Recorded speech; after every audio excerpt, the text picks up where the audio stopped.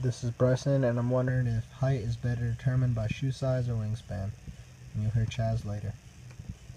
Alright, our hypothesis is that wingspan will be better of a predictor than shoe size for reasons like wingspan has been substituted for height in the past by certified doctors. The way we got this information is we measured every student in our 4th period AP Statistics class in inches for both height and wingspan, and then took their shoe size. So after using yardstick to measure the wingspan, we asked the student to raise their arm straight out and measured fingertip to fingertip. We then took the regulated shoe size on the tongue shoe and recorded it. This is our information.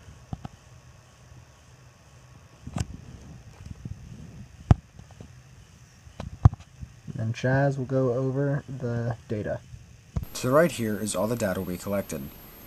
In the top left of the cutout, you can see our 5-number summaries for both our data points for height and wingspan, including some basic statistics, such as standard deviation, both in inches.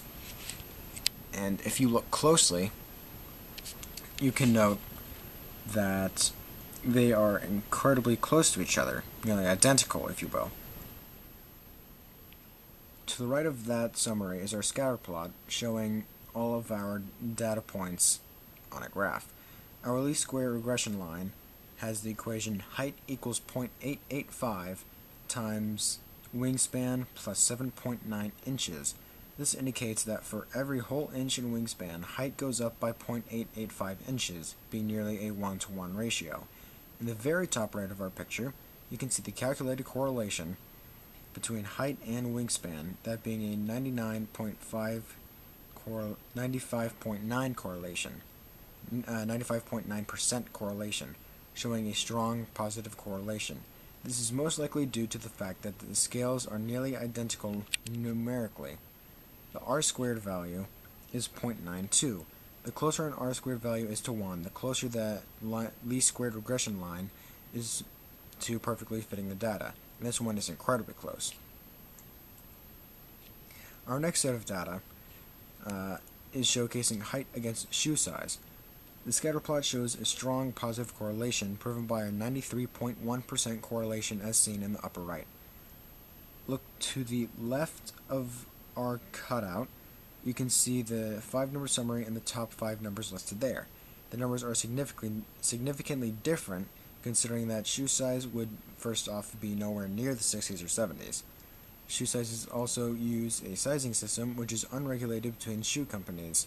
The system also goes by halves, opposed to a measurable infinite fraction of a unit like inches. Due to both having such close correlations, we can conclude that we did not have enough data to make a proper judgment.